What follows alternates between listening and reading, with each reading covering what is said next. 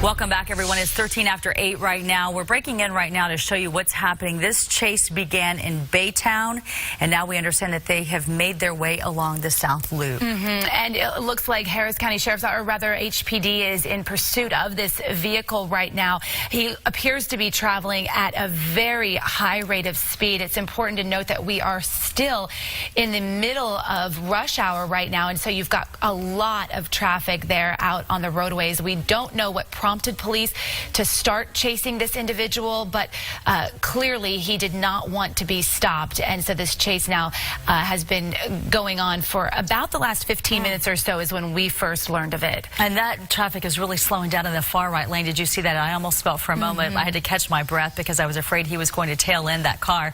And now that they're going underneath the underpass or the overpass, we're going to have to wait just a moment to let Skyfox zoom out and try to find this person. And so we believe that perhaps one, or if not more than one, of his tires has been disabled due to perhaps spike strips or something else, but he's still able to keep going, now getting back on to 610, it looks like. And as we watch, he's moving over lanes now. I was really hoping just that he would stay over there and sort of stay out of the way of all the traffic, but just getting right in the center of it all now. Yeah, he just passed the Stella Link exit, it looks like. So he's right here in Southwest Houston right now, headed back on to 610. It looks like he's picking up speed a little bit, but if you are just joining us earlier in this chase, he was going at a much faster rate of speed, and it looks like he perhaps has slowed down a bit, although he's still passing these cars, and given the fact that he may have a tire blown, he's going pretty fast. Yeah, just moving right along. The wheels, the hubcaps, it seems like they're going along oddly, and now they're going fast. I don't know. It's almost like maybe they're fancy hubcaps, and that's throwing us off, the ones that spin. Right. Oh, look, now the police officer is getting up very close to the vehicle, trying to see perhaps who's inside. There you go. He just clipped him at the end to try to get him to wreck out and not bring doing this any to good an so end. far. No. I'm thinking that officers may have been able to get in advance and stop the traffic, because look at this, they're not running into anybody. Okay, it looks like it may stop got him now. to stop. Wow. So that was this pit maneuver that we've heard Chief Acevedo talk about, that he wants his officers to start using. As you see now, police officers pulling over and getting out of the car. They're going to approach this vehicle very carefully. And this is where they're going to be telling him, put your hands up, get on the ground. They're going to be carefully watching every move that's made. And this is a situation that can be very dangerous, because if there are sudden moves, then we never know what is going to happen. But I did see another vehicle just drive past and keep going by, except to step out. And you see a lot of movement there in the driver's seat. You can see he appears to be looking for something, or he's trying to put something away. It's unclear what he's doing in the driver's seat right now, but you can see him moving around quite a bit. This concerns me, because I don't know if you saw it, but on the bottom right hand of your screen, the cars are going very slowly. And I just saw quite a few cars. Look, everyone's taking cell phone video. That is way too close for comfort. Now he's moving again. He took off and is moving again. Wow. And if I was on that other side, I would want to get out of there. I would not want to be anywhere close to this, because you don't know what is going to happen next. Gunfire could break out. It's just not a situation where you want to stop. Yeah, that's a good point. So he moved up just a bit, and you wonder perhaps he moved up because police were telling him to move up. I don't know if that's true, but he stopped again, so that does make you wonder if he wasn't taking action of what they were saying. And again, officers are just staying behind him. They're not moving up so that he can't move again. They're not going to risk their lives. These officers have been highly trained. Okay, this is the third time now that he has decided to take off again, and you can see officers scrambling to get back in their police units to follow him. This makes me think that that was not a direct command, or they would have been in their vehicles ready. They would have known. They seem surprised that he's moving again, and he's just moving a little bit, just moving a little. This is a very, very bizarre chase of all the ones we've ever covered. I don't remember seeing anything like this before. Where they keep going after they had been pulled over. We've been wondering if the tires, if he's been driving on rims, because it looked like at some point he may have run over some spike strips and did cause some damage to the tires. And it still appears like he does have damage to those back tires. And at this point, officers just slowly following along. It looks like he's going to be changing lanes now, and this is getting him closer to the drivers on the other side, and I'm sure that that's going to be making officers a little bit nervous, trying to figure out how are we going to protect everybody else in this what appears to be a very dangerous situation. So again, this is the South Loop eastbound at Kirby. These lanes have been shut down after this chase appeared to have ended at one point, but is now back on at a very, very slow rate of speed.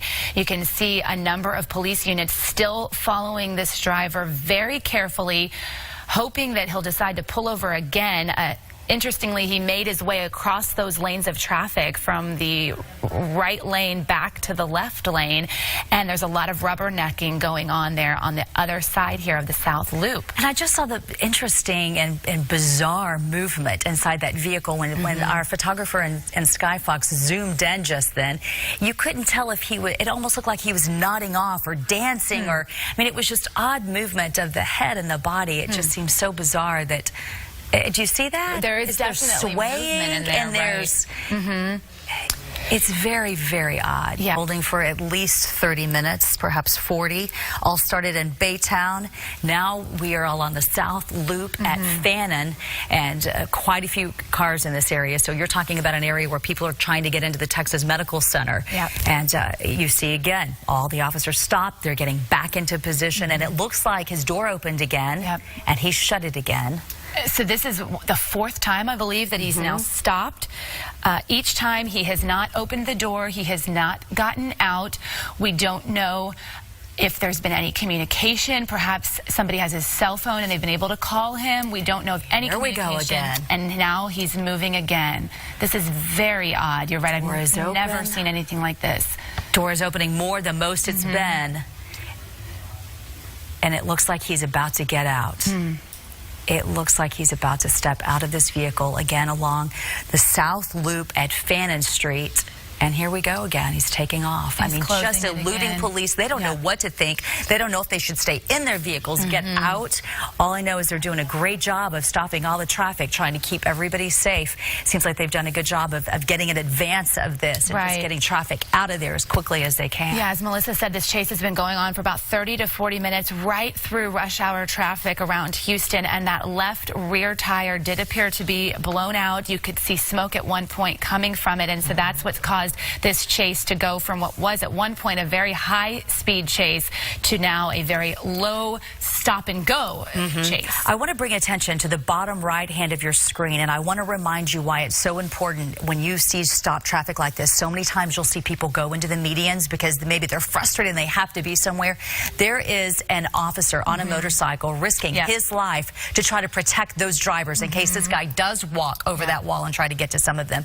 So he is on this side now, and that's why it's so important when traffic is slowing down to not pass that yellow lane and to know that there could be emergency vehicles there. And obviously he's doing that to try to protect these people. I have a feeling that they're very concerned that he could try to jump that wall and get into somebody else's vehicle. And it would be hard at that point for them to be able to shoot because there are too many vehicles there to be able to pull that off. It would be tough. That shows you why these chases are so incredibly dangerous, because they often involve innocent people and putting lives of innocent people at risk.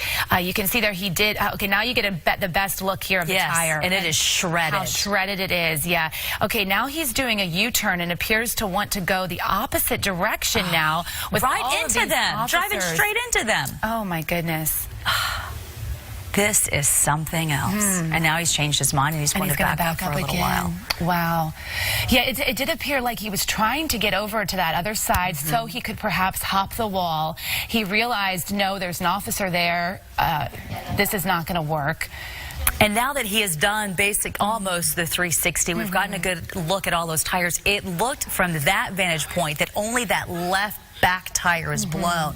It looks like all the other ones are okay. Nevertheless, enough damage to really keep him slowed down and not be able to zoom off. Right. Where does he think he's going to go? I mean, you just wonder what these people are thinking when they lead police on these types of chases when you've got so many eyes on him. And you can tell that he keeps trying to figure out and keep thinking there's some way out, and it's not happening. There's just too many officers. If you around. have friends and family out in this area, please tell them to avoid it. The 610 South Loop eastbound near NRG Stadium is shut down due to this ongoing police chase. You just saw another police officer blow past this chase suspect right now, trying to get in place perhaps up ahead. And again, I would certainly hope that that's what that officer is doing ahead, trying to figure out a way to make this vehicle stop, because one tire just isn't doing the job. Yeah, Alameda is just about a block away now. Yeah, at a couple different points during this chase, we have seen the chase suspect stopped. We have seen officers with their guns drawn, thinking that they would be able to talk him into coming out and surrendering peacefully. Okay, now you see an officer pulling up pretty think close. what he was doing, from what I could tell there, now that I saw a wider shot of it, I think that particular officer on the top of your screen was blocking off that ramp, because now that this guy keeps going, that's what they're doing. They're having to block ramp by ramp by ramp. He's having to risk his life to race forward and to make sure that nobody else gets on this highway. Yeah, so on the left hand of your screen is from our Houston TransStar cameras. You can see he's right there at the South Loop. These are the eastbound lanes at Alameda. And then on the right hand of your screen, this is our helicopter Skyfox over the scene, giving you a different view, a bit of a wider view there of all of the police vehicles that are in pursuit of him right now. Those are HPD units, Baytown Police. This chase originated in Baytown. For whatever reason, he did not want to stop when police wanted to pull him over. And just look at the traffic there on the westbound lanes. You can see how it has slowed traffic there, and it has caused the eastbound traffic to completely come to a stop. It is closed right now. No eastbound traffic on the South Loop. Right near NRG. If you're just joining us, all this began maybe 45 minutes ago now at this point in Baytown, and it came all the way into Houston. It started as a high-speed chase.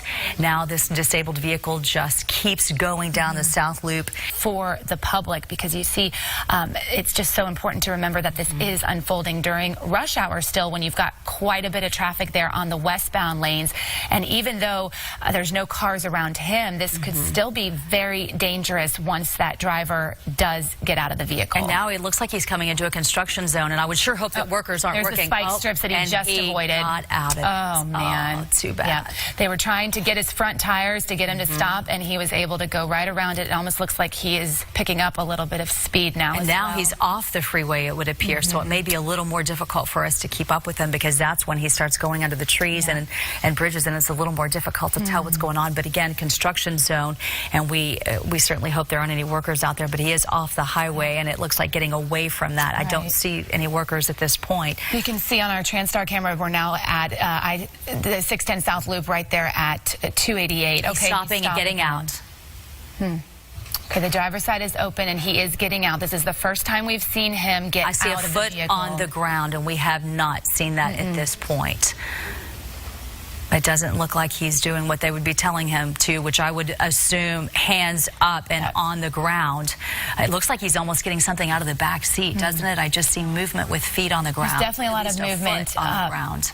He needs to have his hands up. He needs to be following their commands to a T in order for this to end the way officers want it to end. Getting back in. He just closed the door again, and we expect to see him take off again, like we've been watching him do the past. And there you go. Yeah, for the past 30 minutes or so, he's just been in and, or rather, stopping and going for the past 20 minutes or so here. But that was the first time where we've seen him open his car door as he was stopped and actually put a foot on the ground. Now versus a little bit wider shot where you can figure out exactly where he is. If you have to head to this area, please find an alternate route for a little while. It doesn't look like this is going to end anytime soon. It looks like he's almost pulling over again. It looks like he had pulled over and came to a stop once again. Opening the door again. This is probably the 6th time perhaps by now. At least 6th or 7th. And you don't see in this shot, but when a Skyfox pulls out, or rather you can see see it on the TransStar cameras. Those police units are keeping a safe distance, but they are right there and watching his every move very closely. All right, the vehicle is moving once again now. So each time officers jump out of their vehicles, weapons drawn, and then you see them run back to their units once he starts driving again to keep following this guy as they have tried multiple things now. Okay, you just see a police unit there race by on the dirt road there trying to get ahead. Here comes another one. Do those look like Baytown police units, I believe? It looks like, it didn't look like HPD, I believe they are. So you've got multiple law enforcement agencies out here trying to make this come to an end as quickly as they can. And it's been going on perhaps over an hour at this point. We have had a lot of police chases in Houston, and I'm sure many of you at home have watched a lot of them unfold, but this is definitely one of the stranger, more bizarre chases, given the amount of stops that this driver has made, the amount of time that he has spent driving at such a slow rate of speed. Take a look at the left-hand side of your screen through TransStar. This is the most officers I have seen in front of him, and now he's pulling off to the side to go toward them. Now, this is a first. It's going to be very difficult to get out of this now because it looks like now the officer on the left is pulled. Well, no, there he goes again. He just went right around him. He's pulling up right beside him now. And it looks like there's an officer's pulling up the strips right there, you see, so maybe more tires are blown now. Yeah. And at home, you're probably frustrated and wondering, why didn't they just jump out and grab him, or why didn't they just ram him right there? Well, they have very special training and special tactics, and they know what they're doing. And because they believe that this man is armed, they are taking every precaution necessary to try to get this to end peacefully and not put other lives in danger. Sure, and it's one of those things where in the movies, you know how it is, they just take out the driver. It doesn't work like that in real life. So they are giving regard to his life as well, even though I have to say, seeing some of the driving earlier, it wasn't reciprocated to other drivers. But I think why he was pulling over into those officers just a moment ago was he was trying to avoid the strip. He saw it. Yeah. He tried to go around it, and it's hard to tell from this point of view if he was able to avoid those. And you have to think about how many lives this is affecting because of so much traffic being slowed down and stopped, because you've got the Texas Medical Center very close to here. 288 is a huge feeder. You've got the Houston Zoo over there on a beautiful day. You've got Herman Park. I mean, there are a lot of things happening in that part of town, now heading toward downtown. And all of these people around him are at a standstill right now. They don't even probably know why or what's going on. And he's not going to be able to get off because we've seen officers going up in front of him, blocking off all of the exit ramps, trying to secure this area where he is. And because he's got a flat tire and his car is nearly disabled, they're going to always be able to get up in front of him and make sure that he's not able to exit.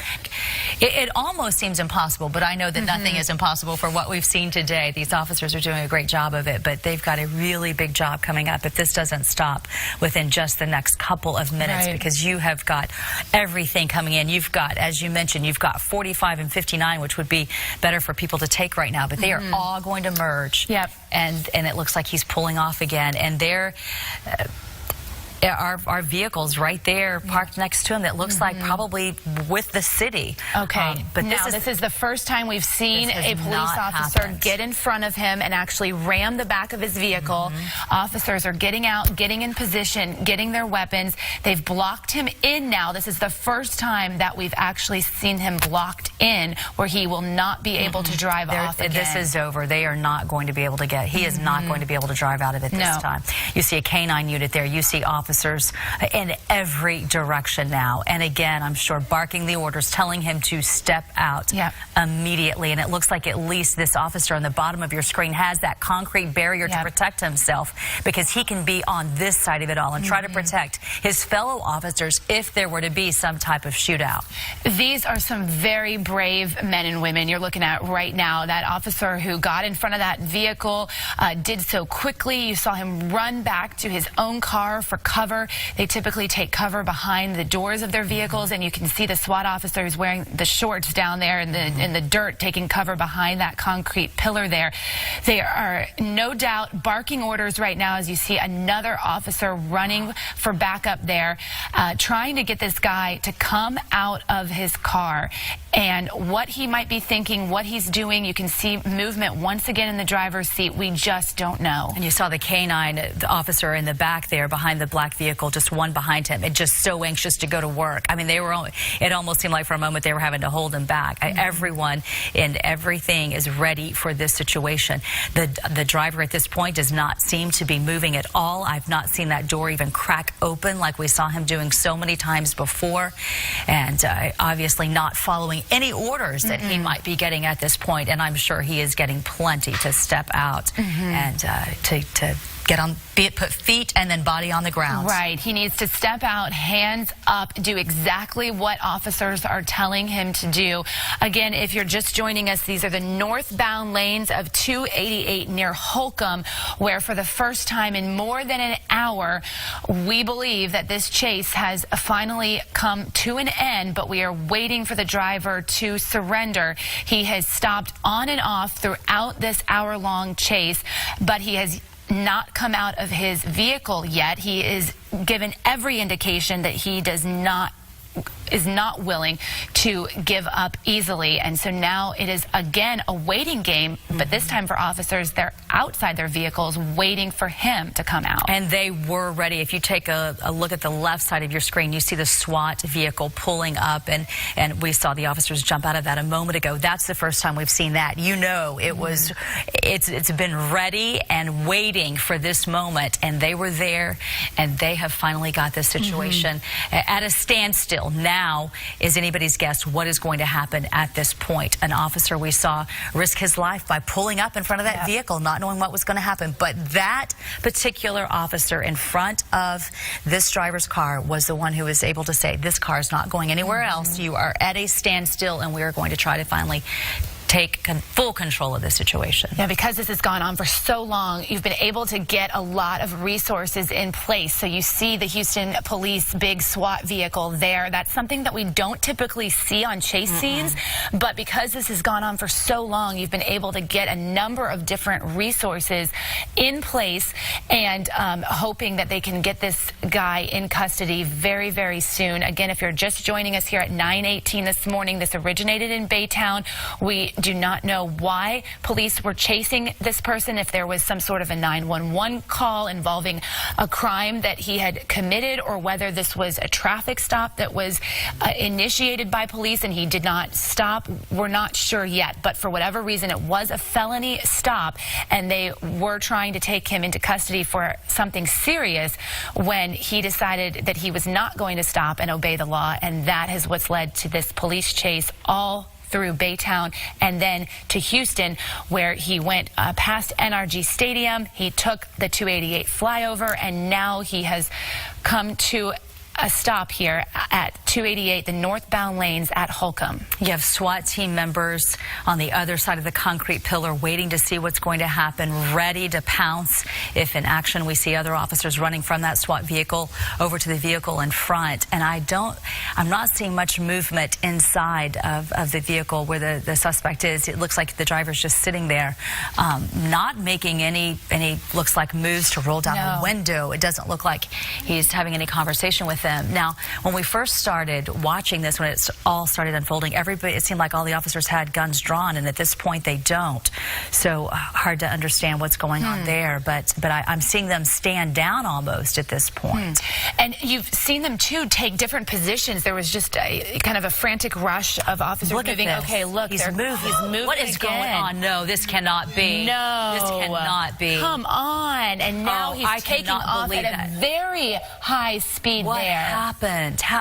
They had him pinned in there right against the wall on 288. And there was no way to. There's no way we can even.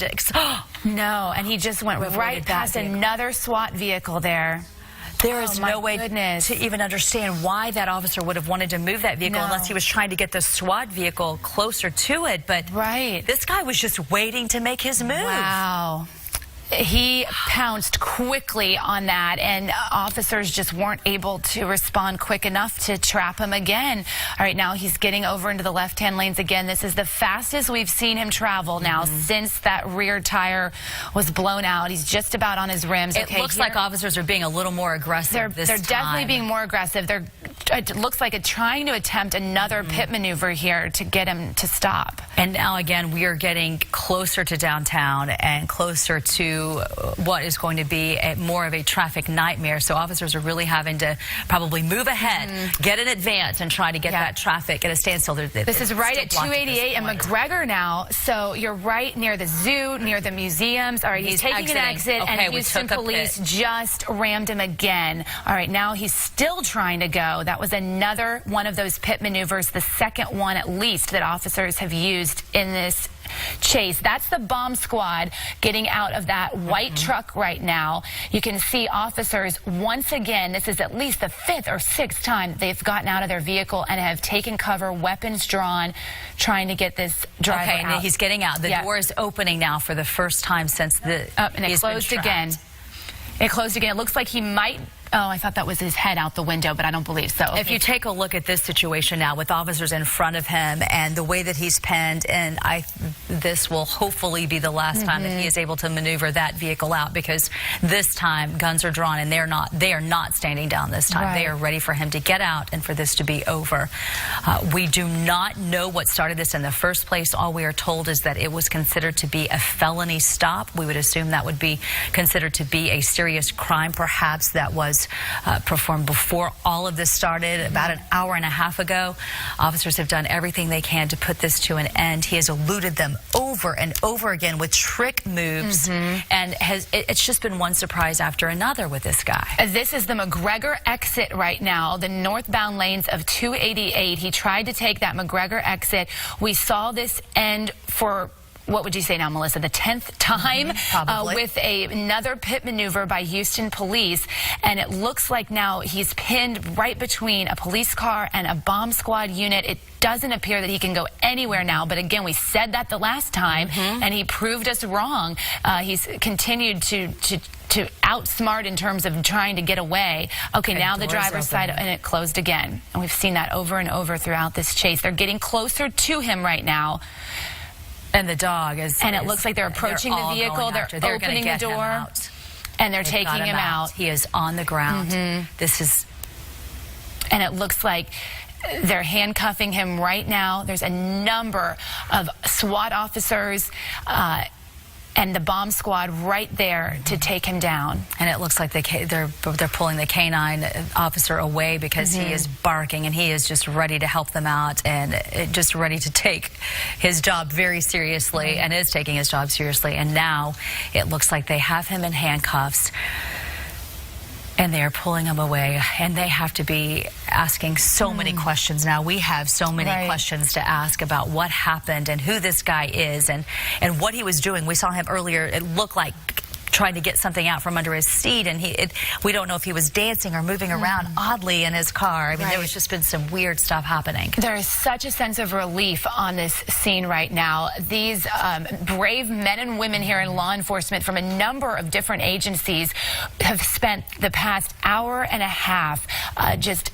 carefully trying to get this to come to a peaceful end. And this is the exact type of resolution that they want to see in these cases, when no one from the public gets hurt, when they've got this guy in custody so they can bring the charges against him.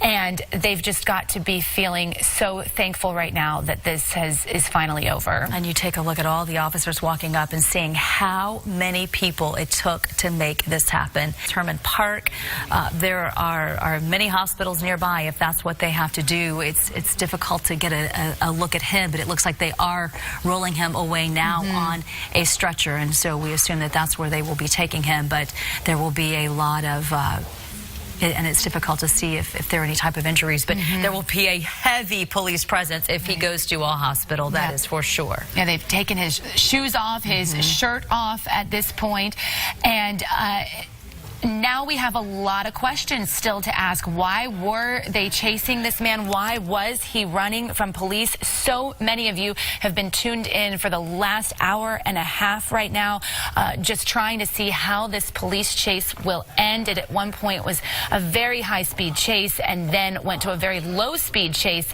after his tire blew out after several pit maneuvers by police, as we look now at him being loaded into an ambulance on the way to the hospital. And it's very, very difficult to tell, but you certainly don't see what would appear to be any gunshot wounds. You would think that that might be obvious in a situation like this, so there's no way to tell what is going on with any type of medical situation. But we will do everything we can to find out where this, why this all started in the first place. I'm sure we'll be hearing from Chief Art Acevedo in a little while. He's very good about keeping us up to date with social media, and so we'll be checking in with him and just finding out exactly what all started this. But we are glad to say that this has finally ended after at least an hour and a half of just making the police line up and chase him highway after highway. And it was such a wild end. It was almost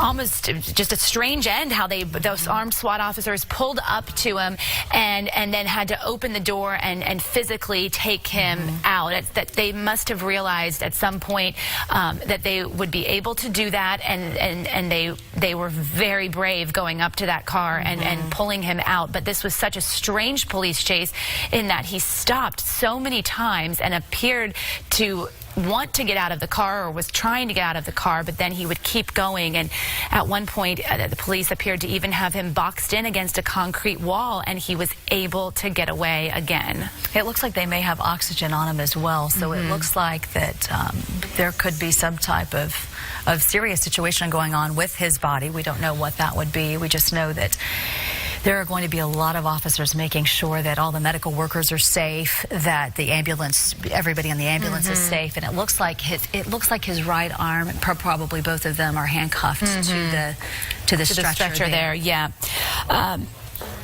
Obviously, and they're having trouble getting him in. I don't know if it's because they're on a slope, but it looks like they're just not able to get the stretcher up into the ambulance, which is kind of odd. So they're backing up, and maybe there's another ambulance on the scene that they're going to try, or they're going to put him somewhere else. I'm not sure. But we were commenting earlier how we haven't seen this many resources on a chase in a long time, and that may have been given the length of it. They were able to get so many resources to it, but obviously you were dealing with an individual who they believed was armed and dangerous, who had committed some type of serious felony crime, and so they just didn't know what he was capable of, and so that's why you saw these large HPD SWAT tactical units, as well as SWAT officers, even the bomb squad, as they seem to be trying to put him into a different ambulance now. It doesn't look to me that he's even conscious. It's very difficult to tell, but I don't see, he's not moving, he's not looking around, he's not fighting them. It just seems that he's very still. He's receiving oxygen. We don't know what type of injury or medical condition that could have prompted this, but what a dramatic end. We saw him pull over and almost get out and stop over and over again, and then SWAT had him surrounded. We thought it was over at that point. He was able to get around that barricade, and they finally stopped him here along 288 near McGregor. So we expect traffic to get back to normal soon, hopefully, in this area, because it is quickly, it has certainly caused a traffic nightmare for a lot of people who, along 288, along the South Loop, we've seen major freeways shut down during rush hour.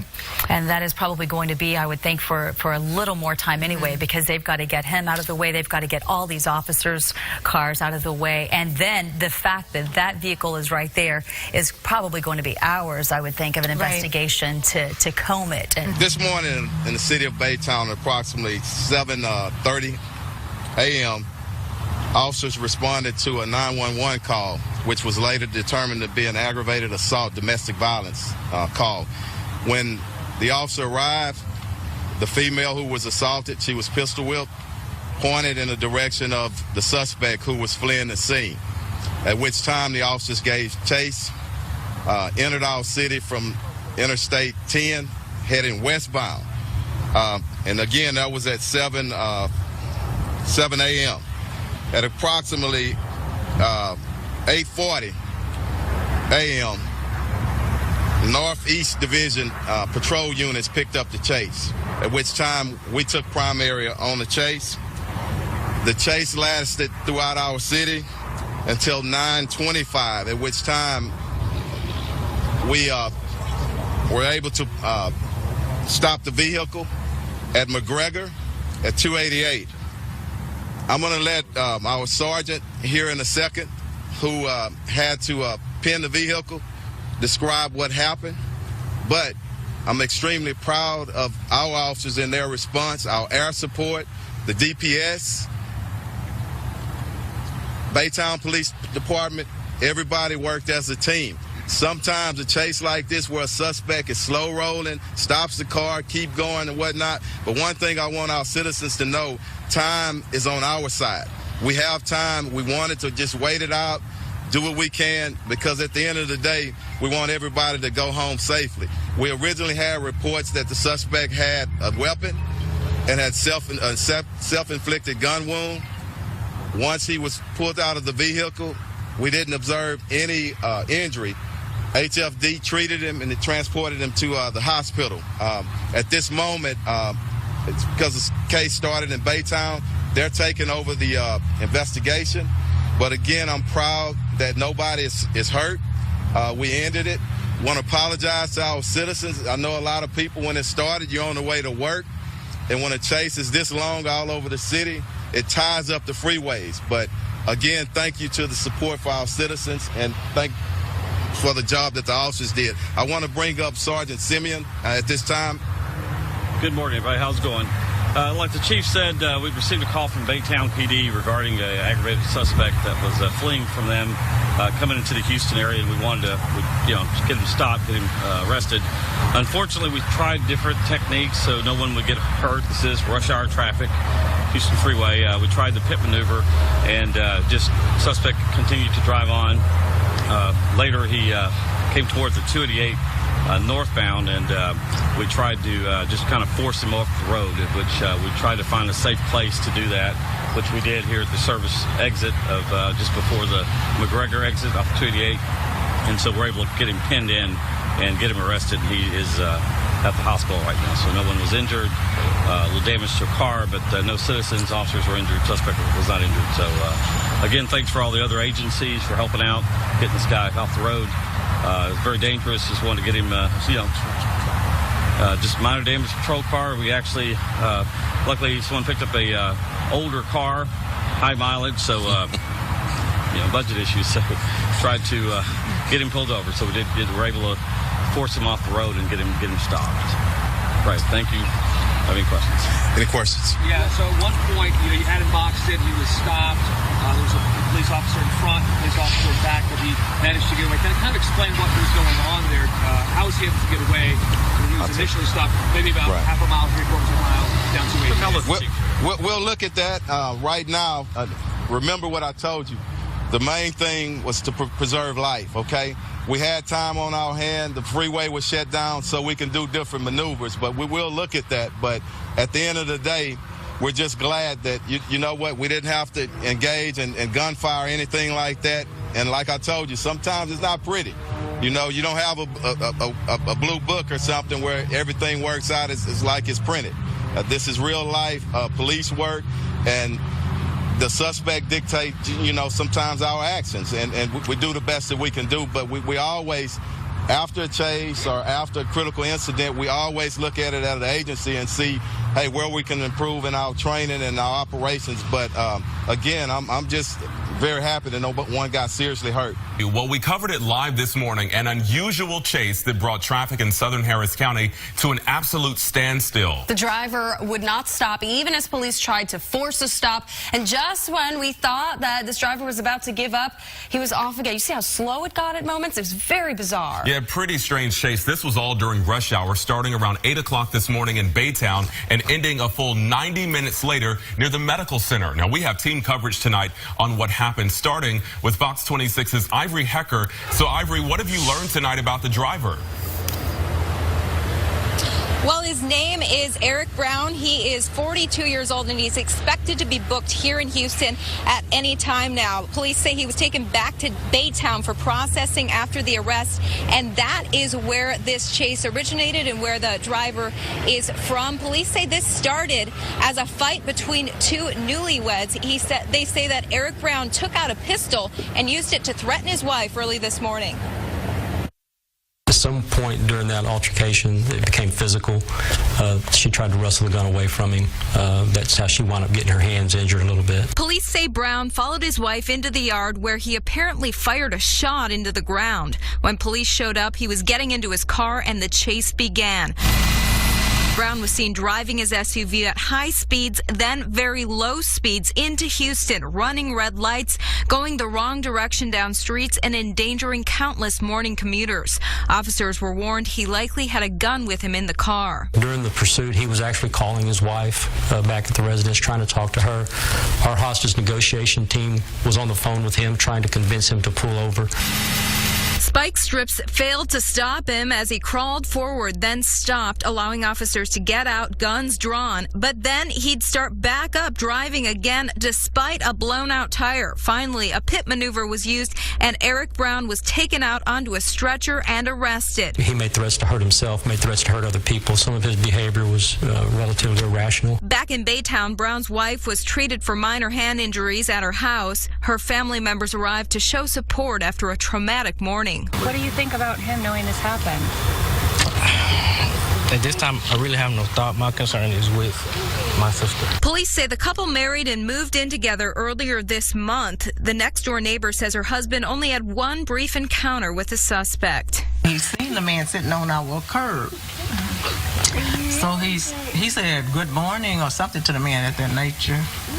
And the man didn't speak. He just walked off. So when he came in the house, he said, that was kind of strange. He's not too friendly of a neighbor. Now, as for the gun used in the crime, police say they have not found it. It wasn't in Brown's car or in his house. They're now checking dash cam video to see if he may have thrown it out the window during the police chase. Police say that Brown is now charged with aggravated assault with a deadly weapon and felony evading. Live in Houston, Ivory Hecker, Fox 26 News. Now, we posted video of this chase on our Facebook page, and it has already been viewed more than 500,000 times. One question, though, that people are asking, why police didn't stop the driver when they seem to have several chances. We sent Fox 26's John Donnelly to try to find the answer to that, and he joins us now in studio. So, John, what'd you learn? Well, you know, lots of people were late to work or missed flights as a result of this chase, and that does have many people asking, did the police do enough to stop it quickly? Some people were late to work because they either got caught up in the traffic jams it caused, or they couldn't stop watching the drama as it all unfolded live. I think they did a pretty good job, though. They did a pretty good job. They could have maybe stopped them a little sooner, though. I don't think they should have let it go on so far. His point is not without some merit. At several points in the chase, it looked like police had him cornered or stopped, only to have him slip away. Comments on social media poured in, wondering why they didn't ram the car or set up a roadblock. Every situation is rapidly evolving, especially one where there's a chase and somebody may have a weapon. That's Houston Police Officers Union President Joe Gamaldi. He says the department is in the process of rewriting its chase policy. He says because they believed the suspect had a weapon, the last thing they wanted to do was provoke a gunfight along a busy highway. Why not set up a roadblock? The suspect might try to ram it, risking injury to officers. He says they are teaching the officers now the pit maneuver. That's where a patrol car rams the rear corner of the suspect vehicle to get it spin out. They tried it twice during the chase. The first time it failed. The second time it worked according to plan. There are certain tactics we use that we don't want the public knowing exactly what we're doing, especially when it comes to chases, because those can be some of the most dangerous things that we're involved in. Social media can be a savage and hypercritical place. However, many of the comments on the Fox Facebook page posted during the live feed praise the police for their restraint, and several drivers told us they'd rather the bad guy get away than anyone else get hurt. I felt like they were trying to protect the people that were oncoming traffic on the other side. It wasn't that far away, and I felt like they did as much as they could. We are still waiting to hear when that new chase policy will be completed and go into effect. But Gamaldi says regardless, during any chase, one person can end it at any time, and that's the person being chased. John Donnelly, Fox 26 News. John, thank you. Well, that wasn't the only chase in our area today. Another man was arrested for leading Houston police on a chase on the Gulf Freeway this afternoon. This one lasted for about 30 minutes. It began at Gulf Freeway and Fuquay Street in southeast Houston with a self-initiated patrol investigation. The driver of a Ford F-150 took off, flying down Gulf Freeway at some pretty high speeds until he finally exited, pulled over, and surrendered on Hughes Road out in Dickinson.